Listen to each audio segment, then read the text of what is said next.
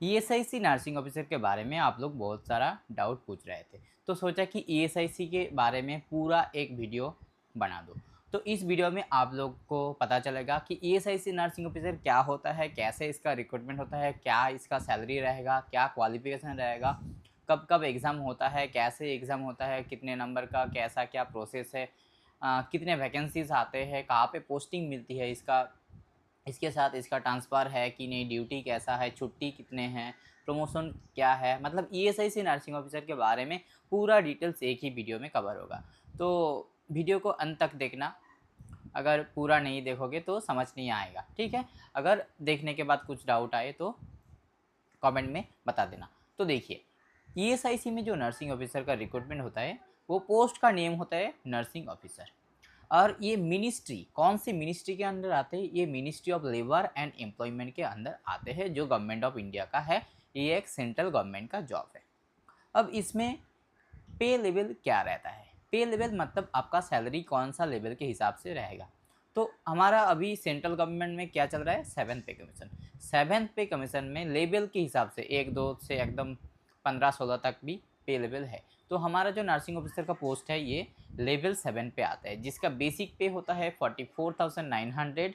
और आपको सारा डीए, एचआरए, टीपीटी, ऐसा जितना भी अलाउंस है, नर्सिंग अलाउंस, ड्रेसिंग अलाउंस, सब कुछ मिला के आपका जो सैलरी बनेगा वो 90 टू 95% नेट सैलरी बन जाएगा, अगर आप क्वार्टर नहीं लेते हैं तो।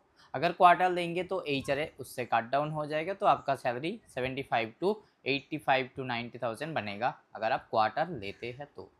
ओके, तो ये है सैलरी के बारे में। और ये है एक ग्रुप बी का जॉब है, हमारा नर्सिंग ऑफिसर का पोस्ट ईएसआईसी में ग्रुप बी के अंदर आते हैं। अच्छा, अब इसका क्वालिफिकेशन क्या चाहिए? क्वालिफिकेशन में आप लोगों को बहुत सारा डाउट होता है कि ईएसआईसी के लिए भी क्या जीएनएम वालों के 2 साल का एक्सपीरियंस मांगता है? नहीं। ईएसआईसी के लिए जीएनएम के साथ 1 साल का मिनिमम एक्सपीरियंस, जो मिनिमम 50 बेडेड हॉस्पिटल में होना चाहिए। अगर उससे कम हॉस्पिटल में है बेडेड तो वो नहीं काउंट होगा, अगर उससे ज़्यादा है तो ठीक है। और अगर बीएससी या पोस्ट बेसिक कर चुके हो तो आपको कोई एक्सपीरियंस की ज़रूरत नहीं है। तो ये रहेगा आपका qualification, GNM with 1 year experience in minimum 50 bedded hospital, और बीएससी और पोस्ट बेसिक बीएससी कोई भी हो जाएगा। अब ये जो ईएसआईसी का रिक्रूटमेंट होता है ना, ये टाइम टू टाइम वेरी करता है कि कहाँ पे रिक्रूटमेंट आएगा। जैसे कि पहले जो होता है, आज से 6-7 साल पहले लास्ट वैकेंसी जो था 2019 में था, वो वैकेंसी आया था। ईएसआईसी जो होता है ना, ईएसआईसी खुद एग्ज़ाम कंडक्ट करवाया था, ठीक है। वो ईएसआईसी जब 2019 में आया था, उस टाइम जैसे कि आरआरबी में जोन होता है ना, ऐसे ही ईएसआईसी में भी तब जोन था। आप कोई भी एक जोन के हिसाब से आप सिलेक्ट होंगे, तो ऐसा पहले था। लेकिन उसके बाद 5 साल वैकेंसी नहीं आया, फिर 2024 में वैकेंसी आया था, जो UPSC, union public service commission, जो यूपीएससी कंडक्ट करवाया था इसका एग्ज़ाम। जो वैकेंसी आया था 1908, 19,008 वैकेंसी आया था। सॉरी, 19,000 नहीं, 1908 वैकेंसी आया था। फिर उसके बाद जो वैकेंसी आया था एम्स सीआरई के हिसाब से आया था, एम्स कॉमन रिक्रूटमेंट एग्जामिनेशन के तरफ से आया था। 2024 में 2 बार वैकेंसी आया था। एमसीआरई के हिसाब से जब वैकेंसी आया था, तब वैकेंसी था, टोटल जो वैकेंट पोस्ट था 573 वैकेंट पोस्ट था। फिर 2025 में ये प्रोसेस चेंज हो गया। पहले ईएसआईसी खुद कंडक्ट करता था, फिर यूपीएससी को दे दिया, फिर एमसीआरई को दे दिया, फिर 2025 से अभी तक नॉर्सेट को दे दिया कि आप ईएसआईसी हॉस्पिटल के लिए रिक्रूट करिए। मतलब आपका जो पोस्टिंग रहेगा वो ईएसआईसी हॉस्पिटल में ही रहेगा, लेकिन आपका जो एग्ज़ाम होगा वो नॉर्सेट एग्ज़ाम से आएगा। मतलब आप नॉर्सेट एग्ज़ाम देंगे, लेकिन उसमें चॉइस फिल जब करना होता है मेंस के रिजल्ट के बाद, कि आप कौन सा एम्स में जाना चाहते हैं या ईएसआई में जाना चाहता है या कोई सेंट्रल गवर्नमेंट का हॉस्पिटल में जाना चाहता है, तो वहाँ पे आपको चॉइस फिल करना पड़ता है। वहाँ पे आप ईएसआईसी सेलेक्ट करेंगे तो आपको ईएसआईसी में अलॉट होगा, ठीक है। तो नॉर्सेट एकदम, नॉर्सेट 2025 से अभी तक का जो है ना, नॉर्सेट 9, नॉर्सेट 10, नॉर्सेट 11, अभी तक नॉर्सेट ही कंडक्ट करवाता है ये ईएसआईसी का पोस्ट के लिए। लेकिन आने वाले टाइम में और भी चेंज हो सकता है, ईएसआईसी खुद भी रिक्रूट कर सकता है या कोई दूसरे बॉडी को, रिक्रूटमेंट बॉडी को दे सकता है। मतलब आपका सिलेक्शन ईएसआईसी में ही होएगा, लेकिन एग्ज़ाम कोई भी कंडक्ट करवा सकता है, अभी जो नॉर्सेट कंडक्ट कर रहा है। ओके, तो अभी जो टोटल वैकेंसी है अगले 2019 से, 2019 में वैकेंसी आया था 1347, 2024 में जब यूपीएससी कंडक्ट कर रहा था 1908, 2024 में जब एमसीआरई कंडक्ट करवाया था तो 573, नॉर्सेट 9 में आया था 832, नॉर्सेट 10 में 219, नॉर्सेट 11 में 523। तो आप देख सकते हैं पिछले 2024, 25, 26 में टोटल 4000 के करीब वैकेंसी आ गया था। मतलब ईएसआईसी रेगुलरली एक रिक्रूट कर रहा है 2024 से, पहले जैसे 5 साल बाद रोक दिया था, लेकिन अभी रेगुलर रिक्रूट कर रहा है। तो आपको अगर ईएसआईसी में जाना है तो आपको नॉर्सेट के लिए प्रिपेयर करना होगा, क्योंकि नॉर्सेट एग्ज़ाम से ही ईएसआईसी में पोस्टिंग होता है।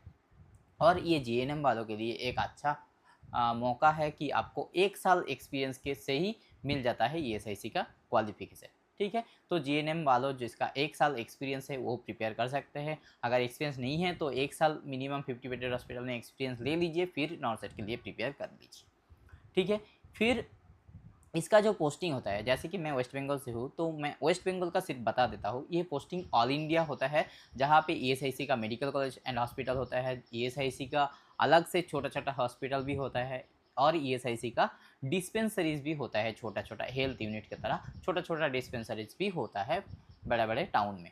ठीक है, और वेस्ट बंगाल में अभी तक जो ईएसआईसी का पोस्टिंग होता है, एक ही जगह पे पोस्टिंग होता है, ईएसआईसी जो का कोलकाता में है, जो मेडिकल कॉलेज एंड हॉस्पिटल है वहाँ पे पोस्टिंग होता है अभी तक। लेकिन वेस्ट बंगाल में फिर 3 जगह पे और ईएसआईसी का रिक्रूट आने वाला है, जो शायद नॉर्सेट 12, 13 या 14 में आ सकता है, लेकिन कोई नहीं बता सकता कब कहाँ से आएगा, क्योंकि ईएसआईसी का जो वैकेंसी नॉर्सेट में आता है ना, उसमें लिखा होता है कि ईएसआईसी न्यू दिल्ली, लेकिन उसका पोस्टिंग ऑल इंडिया होता है, और वो पोस्टिंग डिसाइड करता है ईएसआईसी न्यू दिल्ली खुद, जो कहाँ पे किसको दिया जाएगा। लेकिन अगर आपका रैंक सही रहेगा तो आपका घर के पास वाले जगह पे भी मिलेगा। वेस्ट बंगाल में और 3 जगह पे ईएसआईसी का न्यू हॉस्पिटल ओपन हो गया। न्यू हॉस्पिटल पहले से ही था, लेकिन अभी रिक्रूटमेंट उसमें भी आने वाला है। जो एक है आसनसोल में ESIC medical college and hospital, और हल्दिया में जो मिदनापुर डिस्ट्रिक्ट पड़ता है, और एक सिलीगुड़ी जो दार्जिलिंग डिस्ट्रिक्ट पड़ता है नॉर्थ बंगाल में। ये 3 जगह पे अभी ईएसआईसी का रिक्रूटमेंट होने वाला है। लेकिन कब होगा, नॉर्सेट 12 में होगा, 13 में होगा, 15 में होगा, कोई नहीं बता सकता। अगर कोई बता रहा है तो झूठ बता रहा है, फ्रॉड बता रहा है। ठीक है, ओके। नेक्स्ट, ईएसआईसी में ट्रांसफ़र होता है क्या? हाँ, ईएसआईसी में ट्रांसफ़र होता है। आप म्यूचुअल ट्रांसफ़र, जनरल ट्रांसफ़र ले सकते हैं ईएसआईसी में। ठीक है, अच्छा। और ड्यूटी, ईएसआईसी में ड्यूटी पैटर्न कैसा रहता है? देखिए, जैसे कि स्टेट गवर्नमेंट और एम्स में जैसा रहता है, सेम ड्यूटी पैटर्न रहता है। मॉर्निंग 6 आवर, इवनिंग 6 आवर और नाइट 12 आवर, ऐसे ही ड्यूटी पैटर्न रहता है।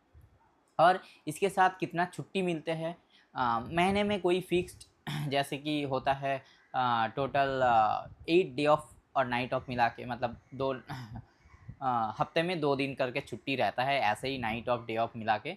इसके अलावा जो गवर्नमेंट हॉलीडे होता है जो वो मिलता है। 10 सीएल मिलता है, कैजुअल लीव मिलता है। 20 हाफ पे लीव, जिसको मेडिकल लीव कह सकते हैं, वो भी मिलता है। 30 अर्न लीव बोल सकते हैं, वो भी मिलेगा। मतलब छुट्टी भी एम्स की तरह ही अच्छा खासा है, सेम है। ठीक है ना। और यहाँ पे वर्कलोड कैसा रहता है? देखिए, यहाँ पे एम्स के तरह उतना वर्कलोड नहीं रहता, लेकिन आरआरबी के तरह उतना कम भी नहीं रहता। मतलब आप बोल सकते हैं कि मीडियम मॉडरेट लेवल का वर्कलोड रहता है। बहुत ज़्यादा भी नहीं है, बहुत कम भी नहीं है। ठीक है, तो मॉडरेट वर्कलोड रहता है। अच्छा, इसके प्रमोशन का क्या एस्पेक्ट्स है? प्रमोशन में जैसे कि नर्सिंग ऑफिसर, उसके बाद आप सीनियर नर्सिंग ऑफिसर बन सकते हैं, उसके बाद असिस्टेंट नर्सिंग सुपरिटेंडेंट, फिर डेप्यूटी नर्सिंग सुपरिटेंडेंट, फिर नर्सिंग सुपरिटेंडेंट, फिर चीफ नर्सिंग सुपरिटेंडेंट। तो प्रमोशन का बहुत स्कोप है। लेकिन ईएसआईसी में जो प्रमोशन होता है ना, वो एम्स की तरह या आरआरबी की तरह उतना जल्दी नहीं होता। यहाँ पे प्रमोशन धीरे धीरे होता है, और डिपेंड करता है वो कहाँ पे पोस्टिंग है, इसके ऊपर भी डिपेंड करता है। ठीक है ना। तो प्रमोशन यहाँ पे थोड़ा स्लो है, लेकिन आपका इंक्रीमेंट हर साल लग जाएगा। इसके अलावा भी जो इसमें बताने वाला बात है, यहाँ पे भी एम्स की तरह 80-20 रिजर्वेशन है, मतलब 80% सीट गर्ल्स के लिए रिजर्व है और 20% सिर्फ बॉयज़ के लिए रिजर्व है, ठीक है। और इसमें जो ईएसआईसी का हेल्थ इंश्योरेंस आपका डिपेंडेंट, आपका मम्मी पापा को, आपका वाइफ हस्बैंड को भी मिल जाएगा, ठीक है। और यहाँ पे जो एग्ज़ाम, इसका एग्ज़ाम रहता है नॉर्सेट, इसका फॉर्म फिलअप भी रहता है नॉर्सेट, सिर्फ पोस्टिंग मिलेगा ईएसआईसी में। तो एक बार एग्ज़ाम के बारे में बता देता हूँ। नॉर्सेट में क्या होता है, प्रीलिम्स होता है, फिर मेंस होता है, फिर आपको अलॉट होगा, आप चॉइस फिल करेंगे कि ईएसआईसी लेना है, चॉइस फिल करेंगे, फिर डॉक्यूमेंट वेरिफिकेशन होगा, फिर आपको आपका जो अलॉटमेंट होगा वो हो जाएगा कि कहाँ पे आपको पोस्टिंग में जाना है। तो ऐसे करके नॉर्सेट के थ्रू होता है, सिर्फ चॉइस फिल करना होता है अलग से, ठीक है। तो ये है ईएसआईसी के बारे में पूरा का पूरा डिटेल्स है। अगर आपको ईएसआईसी नर्सिंग ऑफिसर के बारे में अगर और कुछ भी जानना हो तो आपको कमेंट में बताना है। मैं आपके लिए ऐसे ही जो सेंट्रल गवर्नमेंट का जो जितना भी नर्सिंग ऑफिसर का पोस्ट है, इसके बाद में RRB, नॉर्सेट, AIIMS, central government institute, KGM, USG, PGI, ISRO, सबके बारे में आपको एक एक करके वीडियो देता रहूँगा। आप चैनल को सब्सक्राइब करके रखिए। आप हमें सोशल मीडिया में भी कनेक्ट कर सकते हैं, हमारा चैनल में डिस्क्रिप्शन में लिंक दिया हुआ है, आप चाहे तो वहाँ पे भी ज्वाइन हो सकते हैं, ठीक है। तो चलते हैं, फिर मिलते हैं नेक्स्ट वीडियो में। अगर आपका कुछ जानकारी चाहिए तो आप कमेंट में बता सकते हैं। Thank you.